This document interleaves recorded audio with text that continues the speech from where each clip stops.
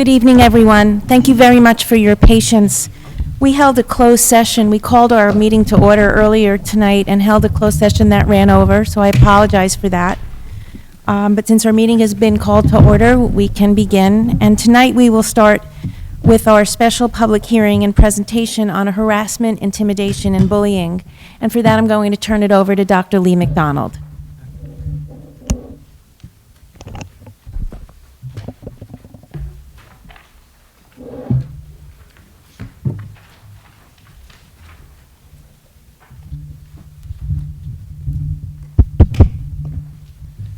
Good evening. Thank you, Ms. Case. I'd like to present the semi-annual report on harassment, intimidation, and bullying.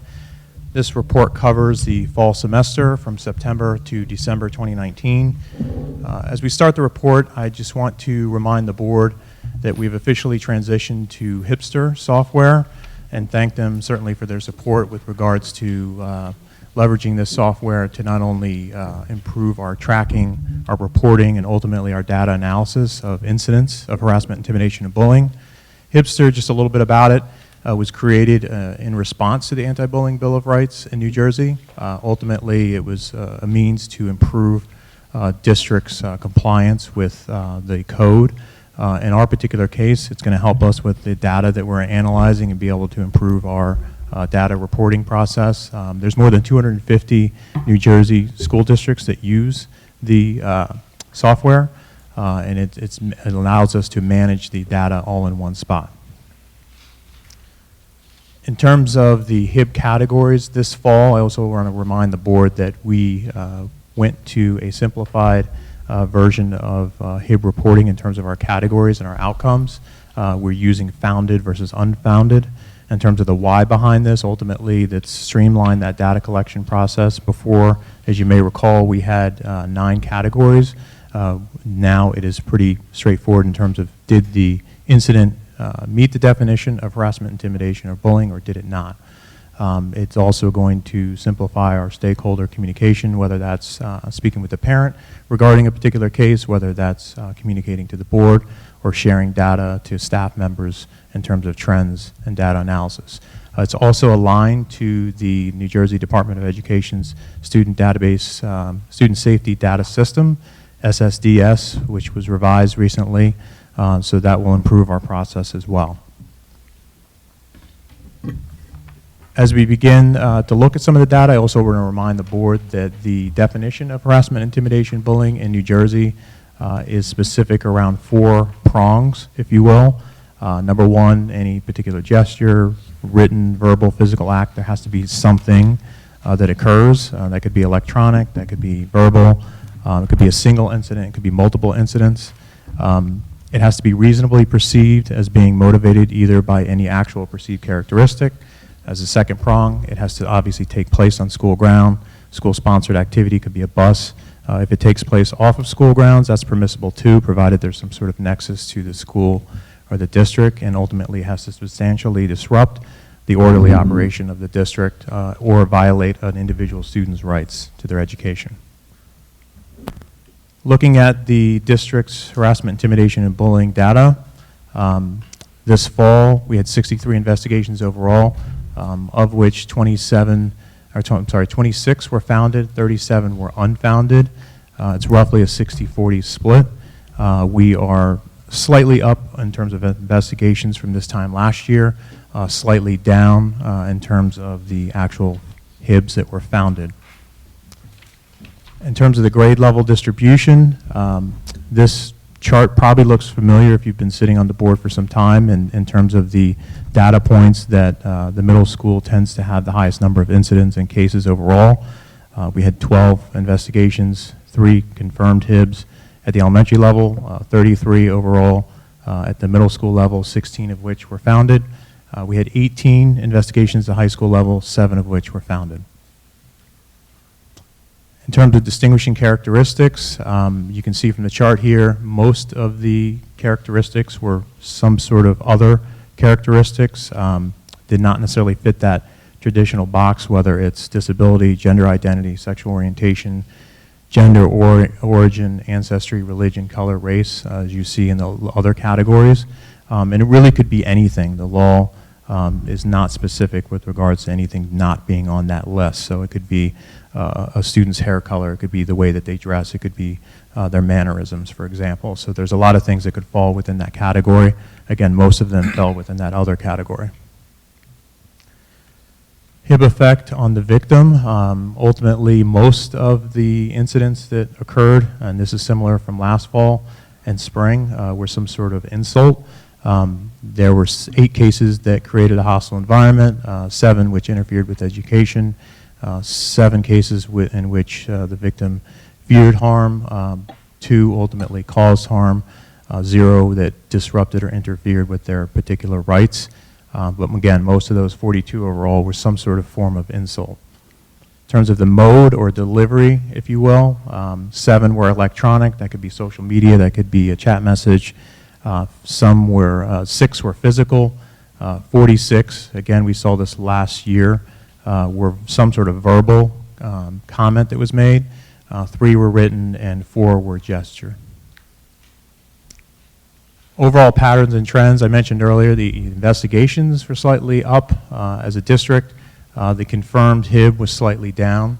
The other distinguishing characteristics category was in the lead in terms of not falling within those traditional boxes.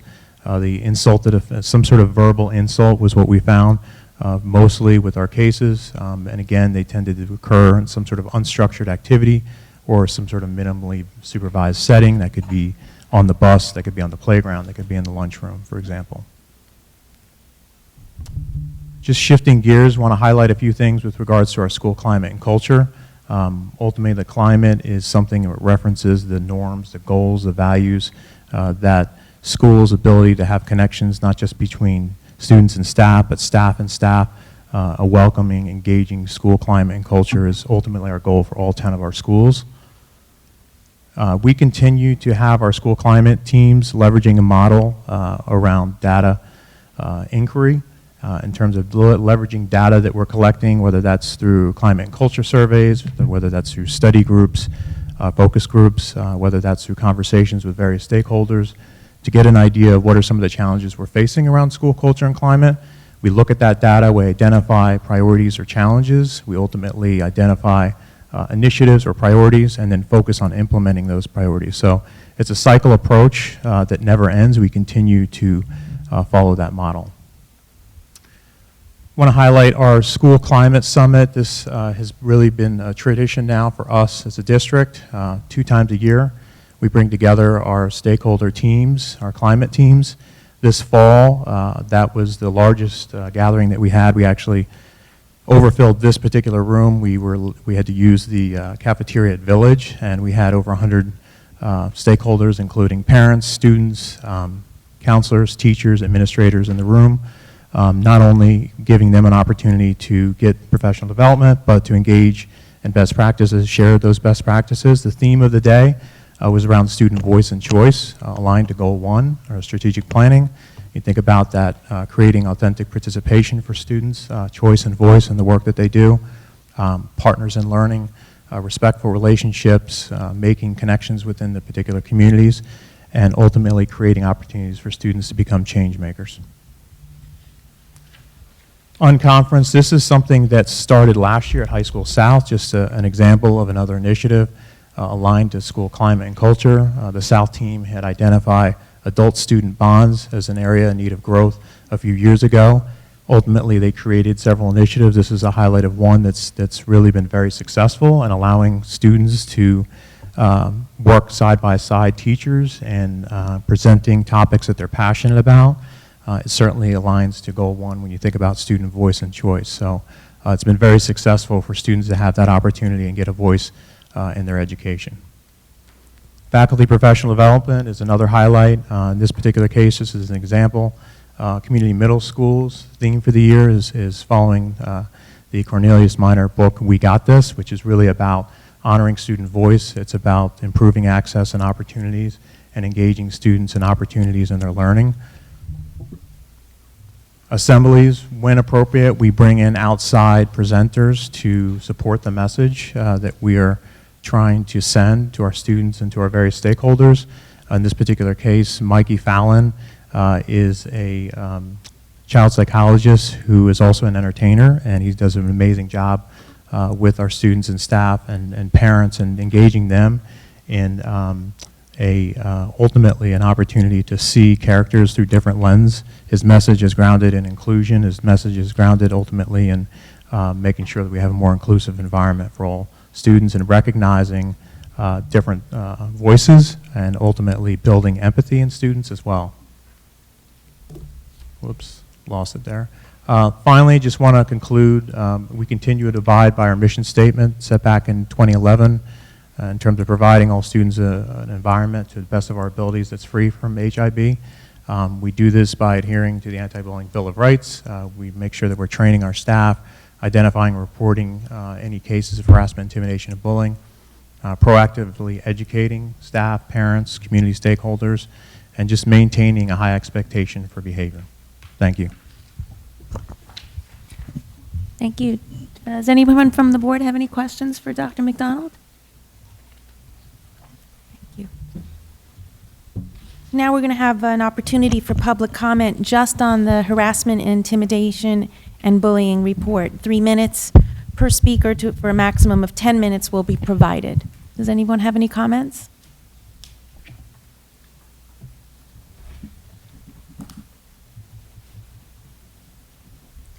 I'm just going to ask you to please speak very close to the mic and give your name and address, please. Pamela Rubo, 6 Coventry Circle.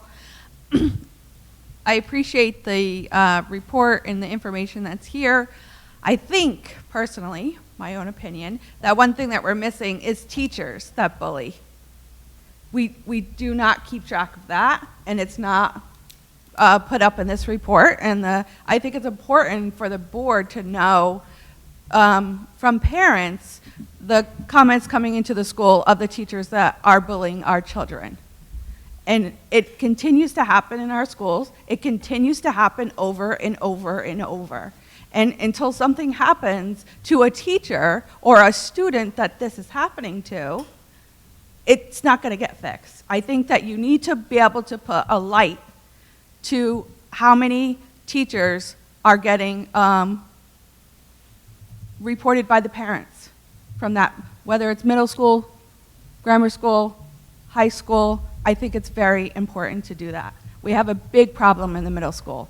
There is a teacher that umpteen times has been reported, and it continues to happen, and you have kids in that class that don't want to come to school. Unacceptable. Thank you.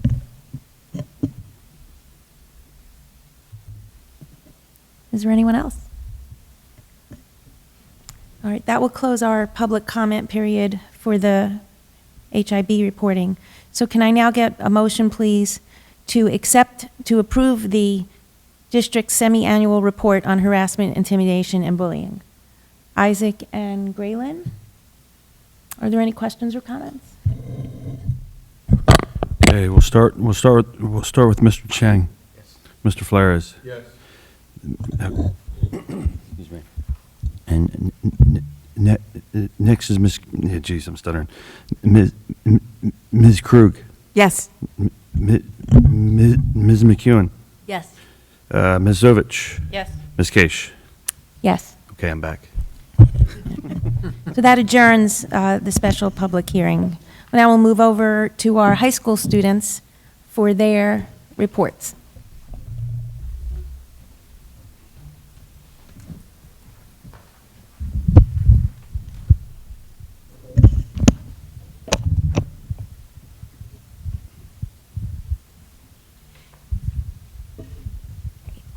Good evening and Happy New Year. My name is Sonia Manloy and I'm a senior at West Windsor-Plainsboro High School North.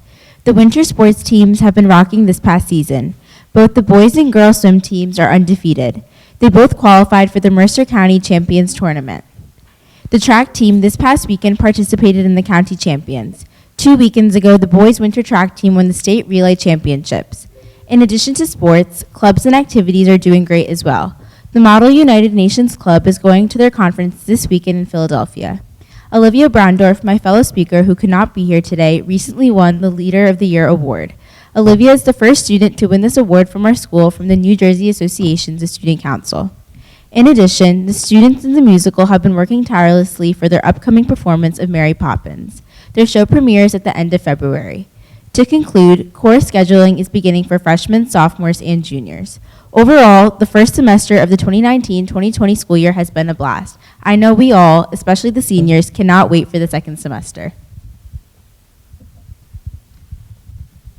Good evening. My name is Sakya Subramanian, and I'm a junior at High School South, as well as a member of the Student Council. You need to keep the mic very close to your mouth, okay?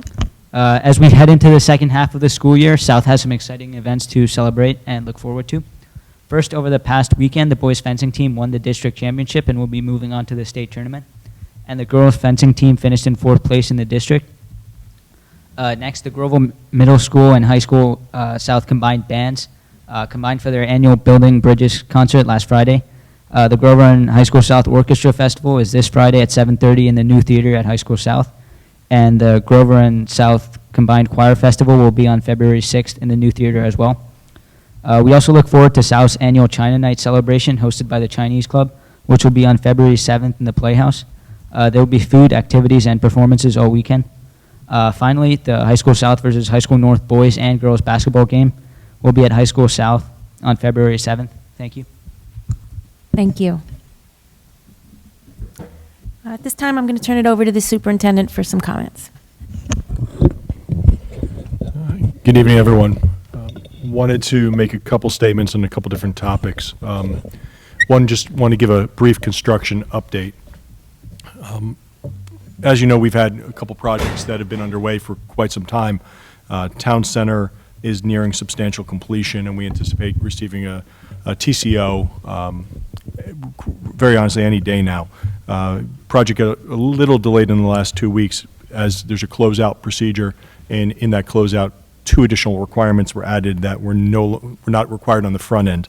So they were safety measures that the township, Plainsboro, requested us to make. So it required arranging electricians and things like that to what's called as an area of refuge. It's just a location in a stairwell that you have to have for buildings above 4 stories. You have to have a ability to call if there's a concern.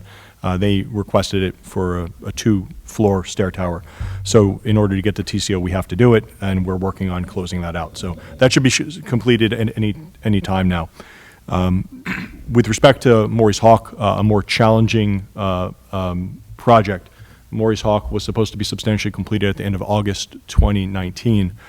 We are quickly approaching February, and we are still not completed. The documentation and the concerns and the meetings have been ongoing. And we have been working with board counsel, in this case Parker McKay law firm, as well as our district architect, and obviously the contractor, and through job meetings to try to bring that project to completion. As we've met some challenges with bringing that job to completion, we brought forward a resolution, a memorandum of agreement actually, to the Board of Education on December 17th. The board approved that resolution. It's an amendment to the contract that basically holds the contractor to certain timelines and provisions. It also activated the bond council as well as other mechanisms. So I want to just make sure that the community knows that we took that action. It put a clock in place, a 45-day completion clock on the contractor. Just because the clock's in place doesn't mean the job actually completes in 45 days. So, but it does trigger then additional mechanisms of additional next steps. So essentially, we're working the terms of the contract and following the process to try to bring that job to completion. There are some concerns that have been noted by the administration and by the architect with respect to the way in certain parts have been finished, and we are at a point where we're in disagreement on what complete is, and so we are challenging some of the finished products, so to speak, and the workmanship. So the contract was executed on January 3rd. December meeting was 3 days before winter recess, and we had to finish some language.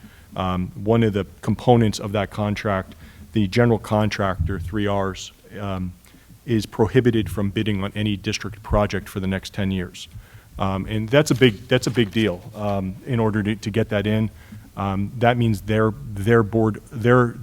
corporate attorney and the insurance attorney agreed to that provision. It's even stronger in that its principal successors and assigners can't bid on any project. So in other words, they can't close shop, open up with a different name and bid, and we'd have a case against them to block them. And we're going to have a lot of work around this community over the next 3 to 5 years that could have potentially been won by that particular contractor. In fact, they were second for Grover. You might recall the rat and you might recall the skunks. That was their mason that they were directly responsible for some of those challenges. So again, I have to be careful how far to go because we are in active discussions with attorneys, but I do want the community to know that we're actively working to bring that job to complete, but to a standard that's acceptable. I'm not going to accept a sub or an inferior product that's supposed to last this community the next 30 to 50 years and then ultimately generations beyond with respect to the construction. So any delay at this point is directly a result of some of the challenges the contractors had, but we have a responsibility to hold a standard for this community, and we're working to do that. So that is the pieces. Grover is also now underway. That job is bid out to Shorelands, a contractor, and they are working on footings. They're working on obviously soil removal. They're working through permitting for certain aspects of the project, moving electric and phone, and some of the lines have to be coordinated around school opening and closing. But that job is ahead of schedule. It's very early in the job, but they're making some progress because they're taking advantage of the weather. Second topic I wanted to raise, and this is an international concern that's clearly the World Health Organization, the Centers for Disease Control, the New Jersey Department of Health, the West Windsor Township Health Department have all put out statements regarding the coronavirus. There's a lot of misunderstanding around what we can and cannot do as schools and school systems. We are starting to receive more and more questions from families around banning children, excluding children, temperature swiping every child that comes into the schools. There's a lot of professionals in the community that are trying to suggest to us what our processes should be. From today, do a temperature check of every child entering every building every day. Before coronavirus, parents fought us on keeping kids home with 100-degree fever, right? So what the guidance out there is, and it's evolving, but what the rules essentially are is if you've been to an area where you may have had exposure and you feel ill, then you're suggested to be monitored and watched or get checked by medical professionals. Nothing in any guidance says we can exclude children from school. If they're just because they've traveled to a particular region or entered school district from a particular country. That would be targeting, that would be exclusion. We have a responsibility and a right to accept children. We do have medical reasons that we could request a student not to attend school, such as a high-grade fever, such as whooping cough, such as ringworm, right? So there's provisions that allow us to prevent. So under the current guidance from the Department of Health, Department of Education, the CDC, the World Health Organization, there's no mechanism for the school district to prohibit children from attending unless they present with fever above 100 degrees without medication for a 24-hour period, right? So we have some rights there to protect the student population, and we do. Our nurses play gatekeeper all the time with students with colds and fevers. But this is a much bigger issue from the perspective of just public health. And there's universal precautions that are being recommended. There is no known treatment. There is no known medication. It is a form of a variation of a virus that exists in the coronavirus family exists before this current epidemic. So we are essentially following universal precautions, proper cleaning, hand washing, good respiratory practices. But it is significantly important that if there is concern of someone with fever, someone that they keep their child home and they do their part to make sure that everyone is healthy. Whether it's the flu, which kills over 20,000 people a year, or whether it's exposure to a particular region or a particular virus that is evolving by the day in what we understand about it. We will monitor, we're working with West Windsor Health Department in particular, and we'll work with our county health officials, our local township health officials, State Department of Education, and ultimately federal government. As the guidelines changes, we'll continue to put information out to our community. But at this time, the idea of excluding children is not a mechanism or a tool that any school system in New Jersey, at least, has in its purview, with the exception of the idea of a fever above 100 degrees. You can medically keep a child home, exclude a child from school until the fever dissipates. Again, 24-hour fever-free, no medication, right? So that's the general rule. Scary stuff, clearly, as parents, we are all concerned. As educators, we're talking to our building and ground staff about proper cleaning, all that, but it's airborne respiratory is the primary way in which the disease is traveling. So they're even saying that there's no product out there that we can change to that changes our cleaning protocols that makes the classrooms any more safer than good respiratory health, masks, and so essentially avoidance if infected. The guidance is going so far as if someone's concerned about being infected, they're to call their medical practitioner before they go to the office. Right? They're supposed to call ahead so that they can take precautions to be prepared for someone that may be infected. Like, that's how far the guidance is going, and that's CDC, that's the World Health Organization, that's the State Department, the Department of Health, that all are saying that. So, again, evolving, we're monitoring, we're in touch with our local officials, we'll continue to do that, we're continuing to inform our staff, and we'll continue to put messages out to the community as necessary.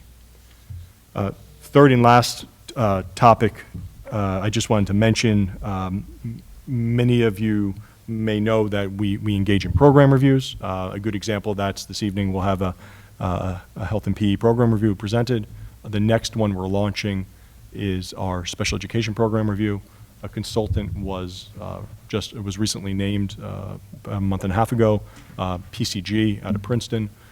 They will be holding a kickoff meeting.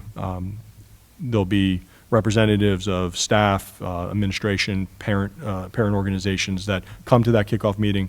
Our program reviews run with an internal and an external review. The internal review is made up of district staff members and does like a self-check of our systems, of our process, of our departments, of our curriculum, of our professional development, of our staffing. The external review goes further. They also will talk to parents and students and surveys and focus groups and administration and board members, and they'll look at our curriculum, they'll look at our IEP processes, they'll look at referrals, they'll give an examination. We just met with them, and I say we, James Earl, Karen Slagle, and myself, to review their proposal with respect to what the RFP they responded to and the number of days that they came forward with the original versus what we actually think it's going to take. I think we're going to need to add additional days to ensure that we have proper community involvement. So we'll be coming back in a future meeting with an addendum to that contract to the board for the board's consideration. But we want to make sure that we're inclusive in the process and that we have enough time on site with staff, with families, with parents to give feedback. So that'll be forthcoming. And so that kickoff is happening February 6th. So February 6th, and then shortly after, PCG will sort of be set loose on their calendar to start communicating.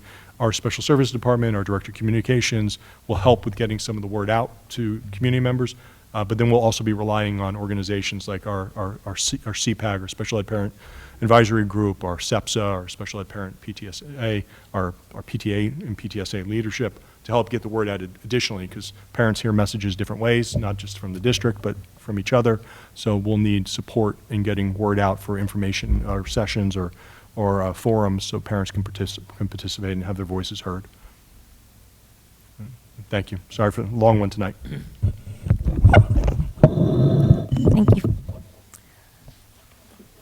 We're going to have a presentation now, and to do some introductions, I'm going to turn it over to Pamela Nathan. Good evening. It is my pleasure to introduce Kate Dobinson, our supervisor for health, physical education, driver's education, and our assistant athletic director. Tonight, she is representing the Internal Review Committee as she shares the health and physical education program review. Welcome.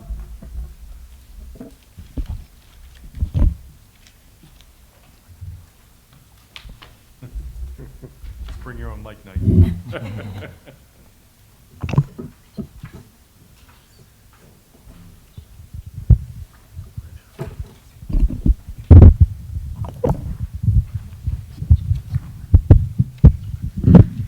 Thank you, Dr. Nathan. I want to thank the support of central office as well as the board as we have embarked upon the program review, and we are able to come to our part of the process where we can present the findings.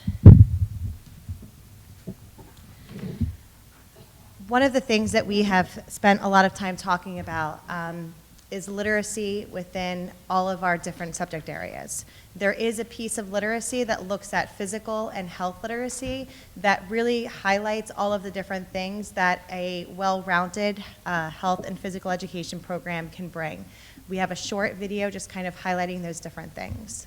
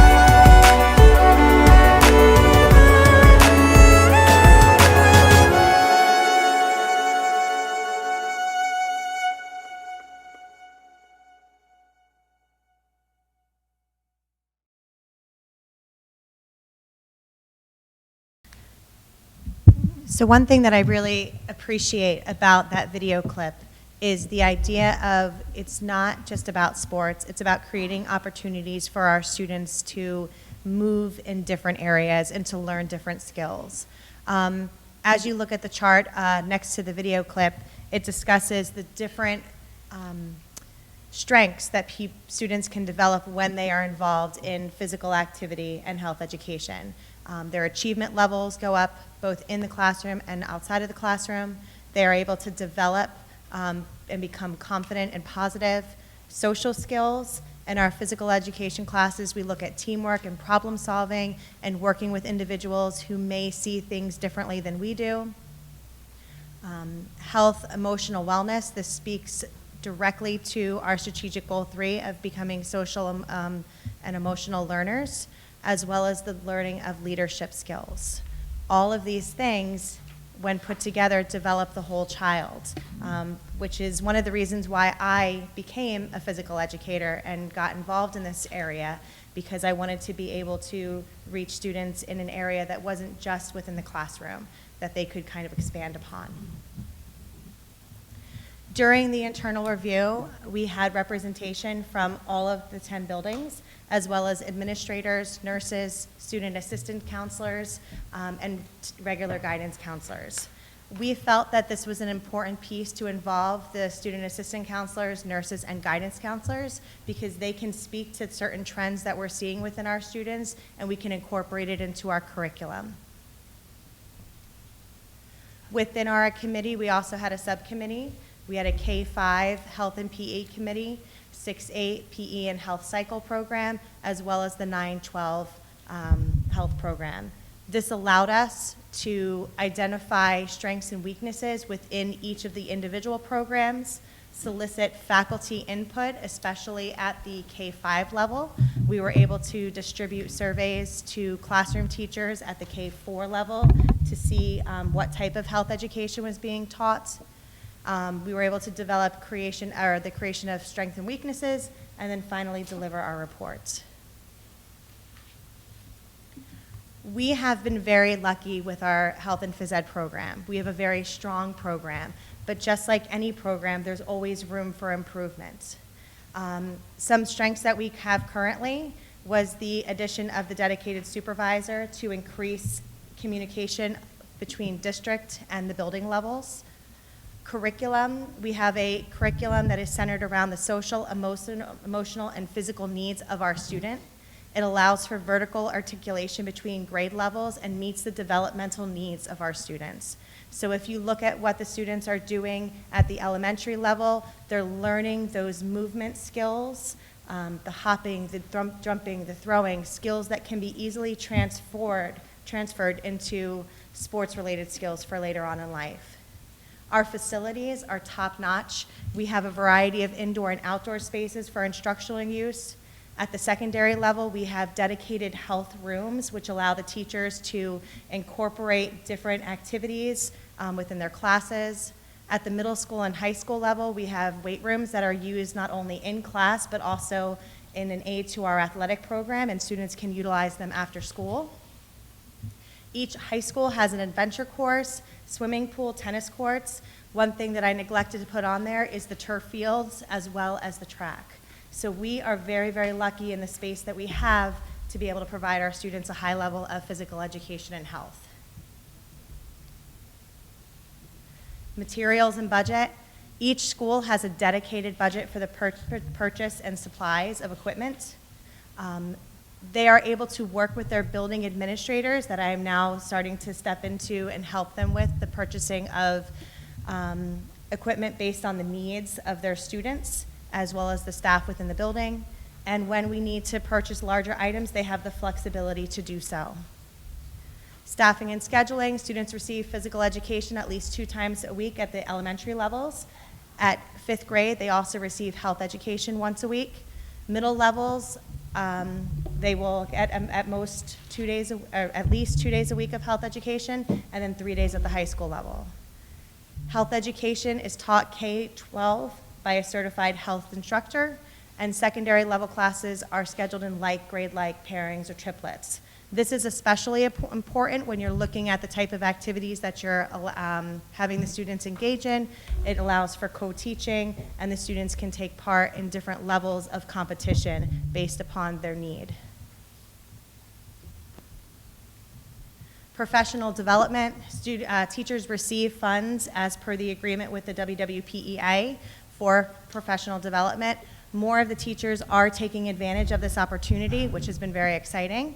We have biannual lifeguard, CPR, and AED training for our high school level teachers so that they are able to teach the swim classes, and biannual CPR and AED recertifications at the elementary and middle school level. The majority of our health and PE teachers also take part on the crisis team in response to students who are having medical emergencies or teachers. Technology, all PE spaces have equipment for audiovisual equipment. We just introduced Platform to the high school level, which is a weightlifting program that utilizes a online curriculum that is specific to each individual student. And then our health teachers are trained in the one-to-one Chromebook initiative.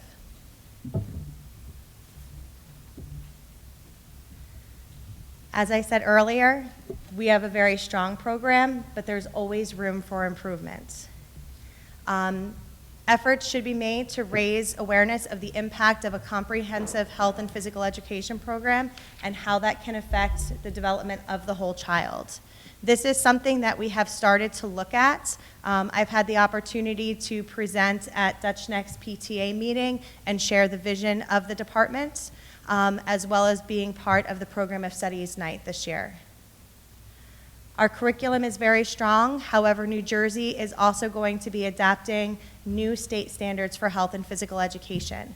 So we would need to update our curriculum to meet those current standards, which should be released in July. There will be open hearings for the public to review the standards in February and March, and I plan to attend those. Curriculum should also include opportunities for student choice and lifelong fitness model activities, and having the students be able to select their level or modify within an elective PE program is essentially what I'm looking towards, the goal towards the future. I think it's important to look at the lifelong fitness model and incorporate the sports model within that, but looking at what our students can do outside of school once they graduate from West Windsor-Plainsboro. Our facilities, as I said, are top-notch. We need to evaluate instructional and storage space in all of our buildings. At elementary schools, we do have a lack of storage space that we need to address. Create a schedule to maintain instructional spaces.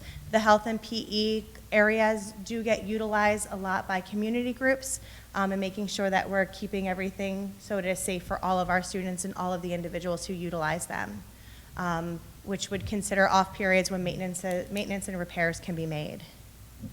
Materials, equipment, and budget. Evaluate budget amounts to ensure that they reflect increased enrollment and cost of materials. Ensure budget equity between the different schools and how schools are utilizing their budgets, and allocate funds for a cycle of repair and maintenance of the adventure courses. Professional development.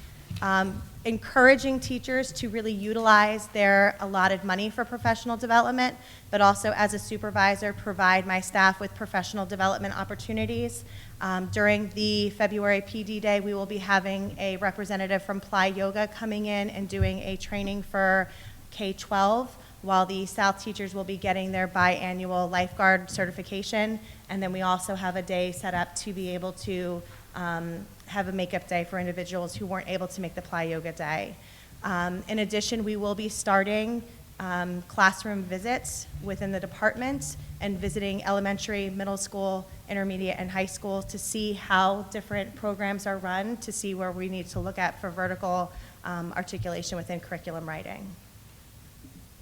Staffing, examining the possible impacts of reinstating a K-4 health program, and schedule like grade levels at the same time. At the elementary levels, this is extremely important to me when I look at the safety of our students and making sure that we're putting second graders, ideally with other second graders during PE class, and making sure that we're giving them opportunities to work with like peers. Technology, ensure that all instructional space includes up-to-date appropriate technological resources while increasing teacher knowledge. And that'll be part of the professional development training as well, utilizing the platform training, finding different ways to engage our students within the classroom.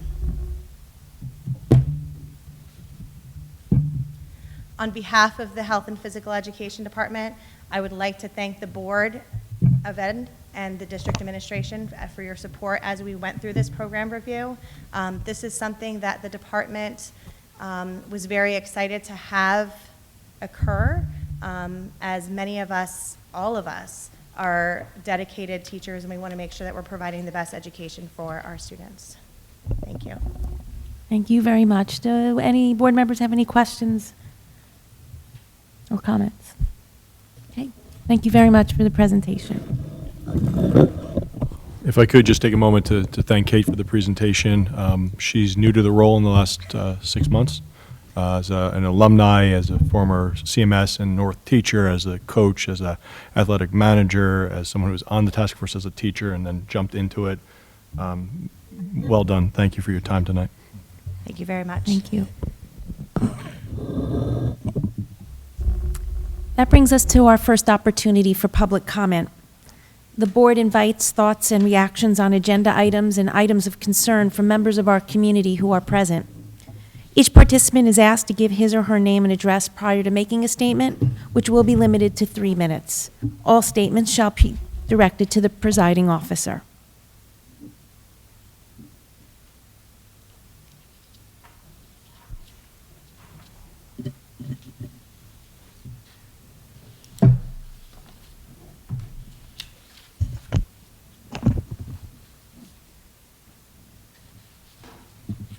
Hi, my name is Ashwin Chowdhury. I'm a resident of West Windsor. And I just have a couple of questions. First question is to Dr. McDonald.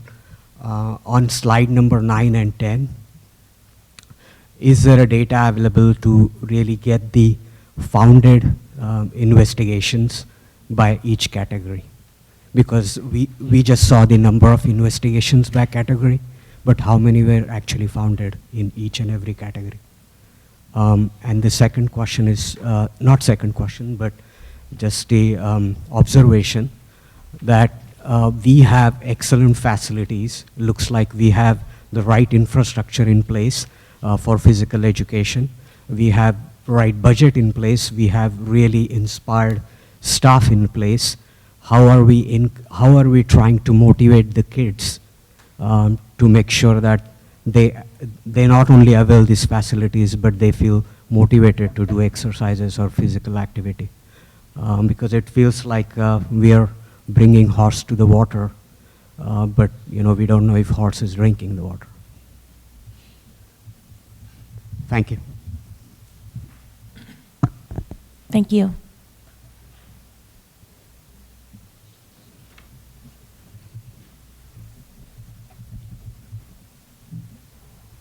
Good evening. I'm Thesa Friedman at 4 Woodland Court in West Windsor. Thank you so much for that presentation on physical education. It was interesting and important. I have to say, having 2 children in the district and having brought them up through kindergarten, now I have a daughter who's a senior, they love PE. They love it. They come home with stories about what they did in PE. It's probably the only things they actually talk to me about. And, but they do. They're engaged. And I love to hear, I never know from day to day I'm always hearing the different types of activities that they do, and I think that's outstanding and exciting. So thank you for that. Thank you.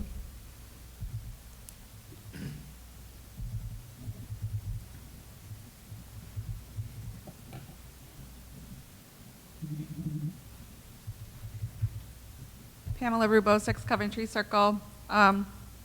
My kids also love PE and driver's ed.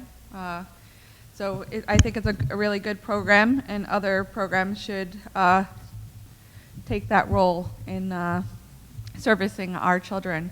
I do want to bring to your attention that our Eyes on the Door program are not working as expected, I would say. I'm in the high school every other day for basketball.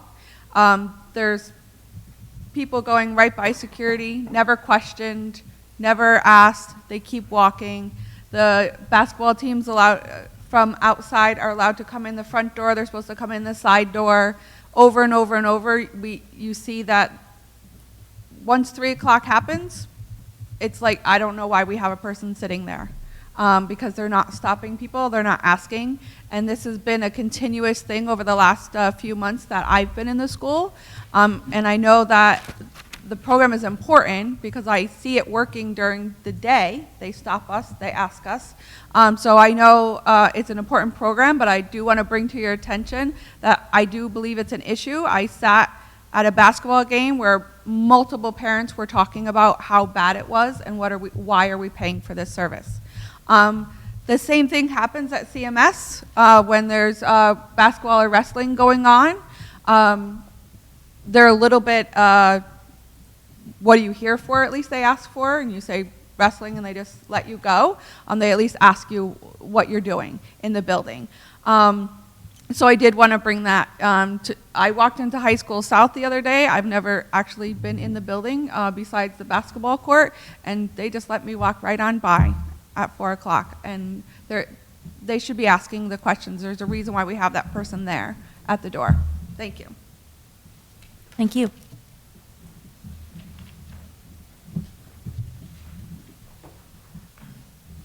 Is there anyone else?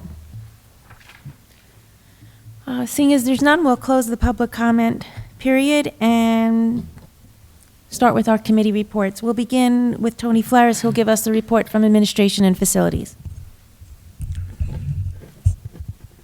Thank you. The Administration and Facilities Committee met last Tuesday on the 21st. We started out by welcoming our new member to the board and to our committee. Next time at the orientations, they have to tell the new members have to bring cookies or something, but we'll save that for next year. We did discuss what the committee does, and then we got on to regular business.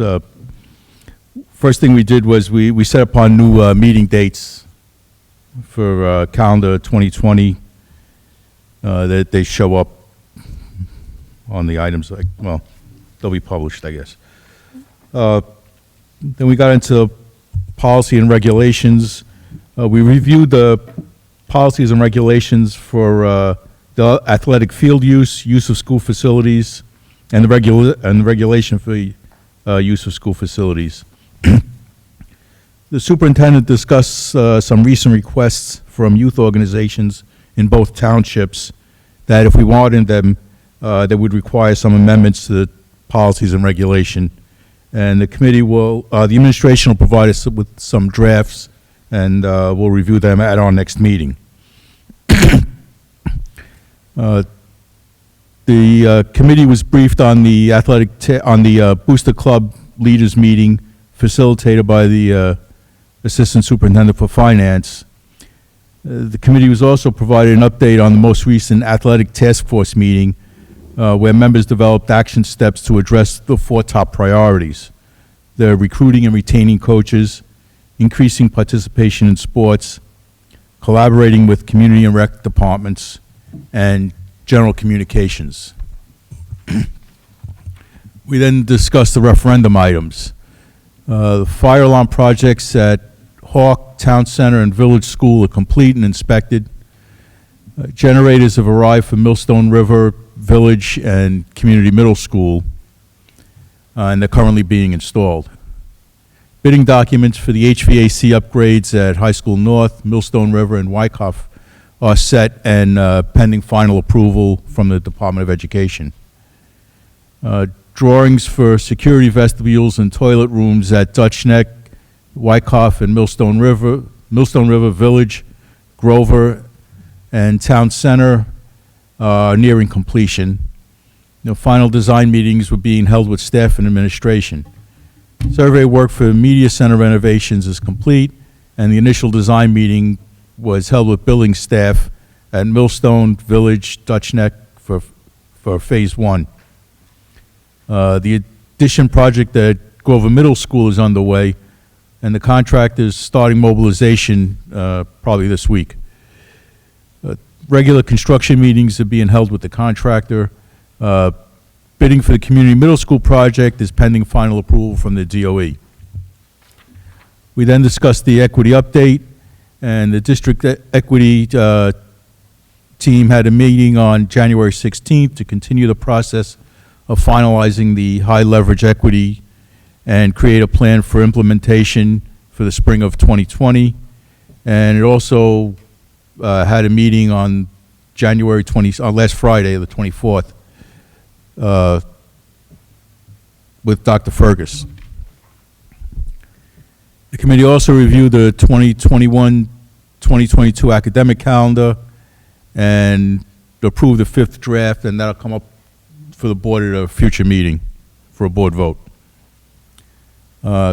Concerning the security, hiring for eyes on the door officers continued at all, but right now all buildings are covered. All day shift class 3 officer positions are covered, as well as the floater and night shift position in Plainsboro. Hiring for a floater and night shift officer in West Windsor is continuing. And the technology and administrative teams met in early January to discuss phase 2 of the safety and security upgrades. Finally, the board reviewed the following job descriptions: custodian, assistant head custodian, maintenance worker, operations foreman, district courier, electrical foreman, HVAC foreman, utility foreman, and maintenance mechanic. These descriptions have been updated as part of the process to consider bringing back in-house custodial and maintenance staffs. Descriptions now include aspects such as work environment, physical demands, and ensure compliance with current regulations and the Americans with Disability Act. The committee recommends, these are on the agenda for tonight, and the committee recommends their approval. Our next meeting will be February 18th at the central office. Are there any questions about administration and facilities? All right, we'll turn it over to Dana Krug for the Curriculum Committee report. Hello, good evening. The Curriculum Committee also met on Tuesday, January 21st. First, we previewed the Physical Education and Health Program Review presentation with Kate Dobinson, which will be presented, or just was presented, at the next board meeting. We posed questions and provided feedback, and the current program strengths as well as recommendations were highlighted as part of the presentation. Next, Dr. Nathan welcomed new Curriculum Committee members. She reviewed the curriculum and instruction C&I department's goals, the district's strategic goals, and the work related to the district's upcoming QSAC, or Quality Single Accountability Continuum visit. We reviewed the Option 2 data, which is posted on the district website. The committee discussed the pass rate and the number of students choosing Option 2. The committee recommends approval of the district's 2020 Financial Literacy Summer Course, which will be online and cost $350 per student. Upon successful completion, students will receive 2.5 credits and meet the state requirement. The committee also recommends approval for several professional development opportunities, which are on tonight's agenda. 6 staff members to attend the Autism New Jersey Transition Conference in February in Newark at a cost not to exceed $129 per person plus mileage. 3 staff members to attend Transitioning from Picture Exchange Communication System, PECS, to Speech Generating Devices, SGDs, both of which are special education tools.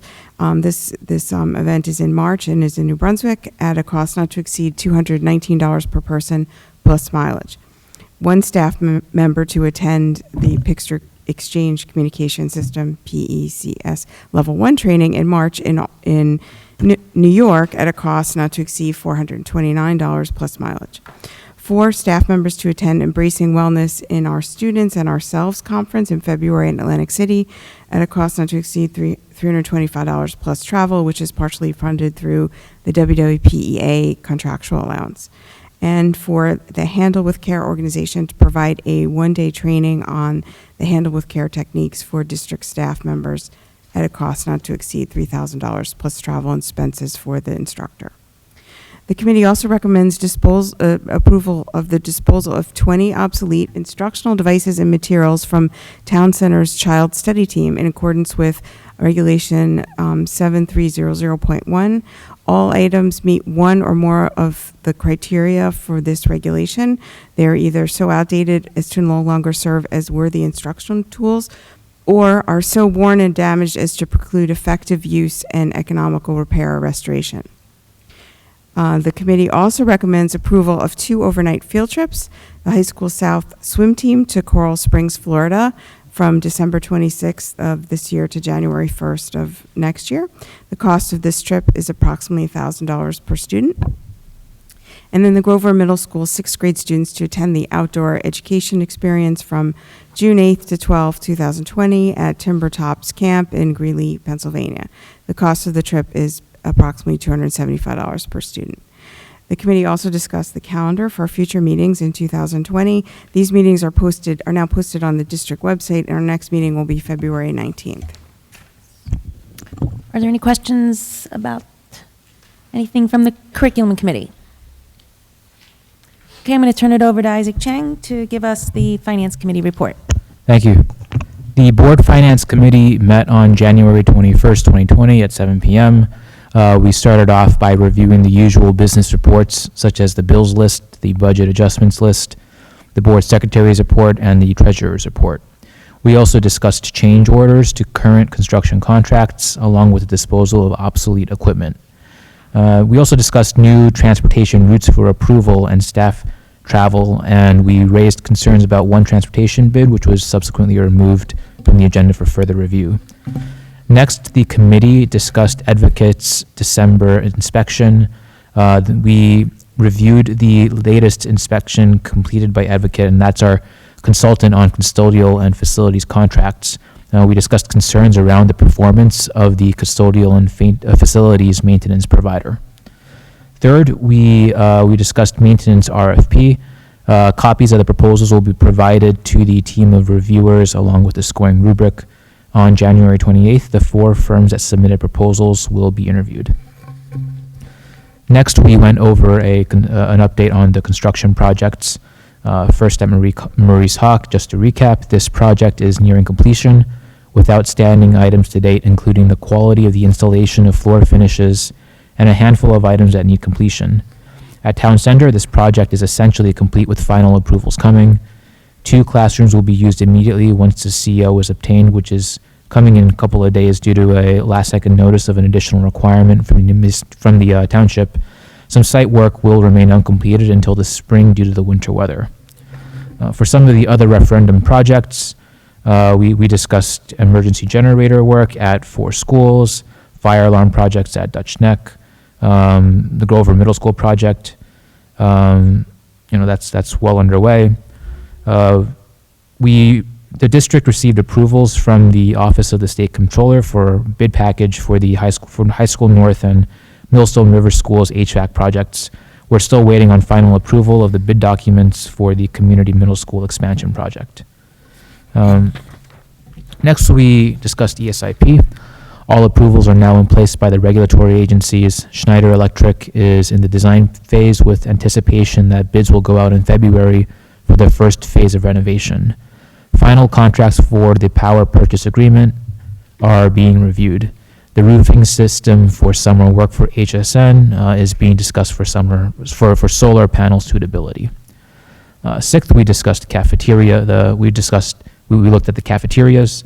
Meal serves are down for December from the previous year. However, due to aggregated purchasing, the bottom line is better than the last year. On December 2nd, the district had to implement the half-day express lunch program due to pending inclement weather, and there will be an on-site visit from the Department of Agriculture on February 1st. Seventh, we discussed HREC sale, the 155 solar renewable energy credits that were generated from June 2019 to December 2019 were sold at $223 each for approximately $35,000. Finally, we discussed the 2020 to 2021 budget process. We will have a board retreat on February 20th to discuss the budget, And then we discussed potential committee meeting dates for this year, all of which should now be posted. Thank you. Are there any questions? That brings us to the voting portion of our agenda. We'll start with administration items 1 through 7. Can I please get a motion on that? Tony and Robin. Are there any questions or comments on the administration items?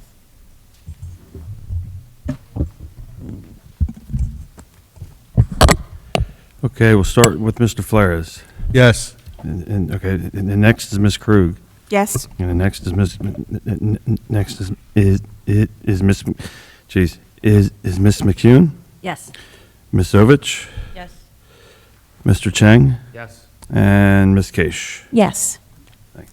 Can I please get a motion on the curriculum items 1 to 4? Dana and Graylin, are there any questions or comments?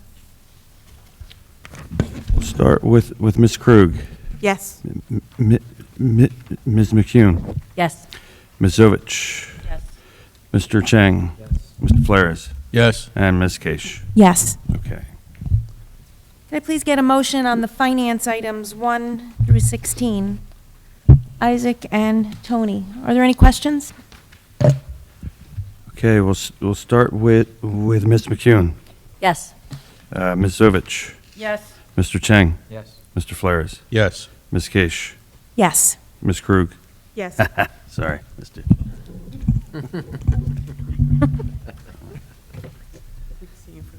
Make sure you. Can I please get a motion on the personnel items 1 and 2, plus the green, yellow, and pink addendums? Robin and Dana, are there any questions? Okay, we'll start with Ms. Ovich. Yes. Mr. Chang? Yes. Mr. Flores? Yes. Ms. Krug? Yes. Ms. McCune? Yes. Ms. Keish? Yes, and I'm going to abstain on the addendum number 3, the pink one.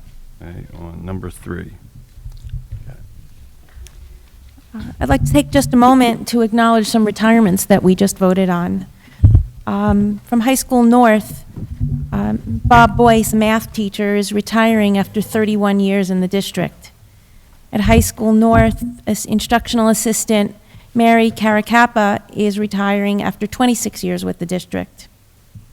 Tim Cornell, math teacher at High School North, is retiring after 26 years with the district.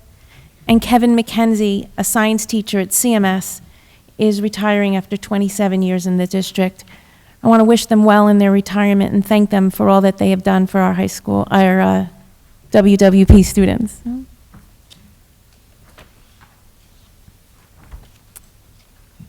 Can I now get a motion to approve the minutes? Tony and Isaac? The minutes are from December 17th, 18th, and January 7th. So all those in favor say aye. Aye. Aye. Is there anyone who abstains? I abstained from lines A and B. I also abstain from lines A and B. Do we have any liaison reports? Any new business? That brings us to our second opportunity for public comment. 15 minutes will be provided at the end of our meeting. Each participant is asked to give his or her name and address prior to making a statement, which will be limited to 3 minutes.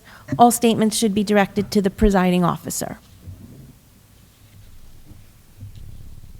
Anyone? All right, that'll close the public comment meeting portion. So can I get a motion to adjourn, please? Tony and Graylin, all those in favor? Aye. Aye. We're adjourned. Thanks a lot for coming out tonight.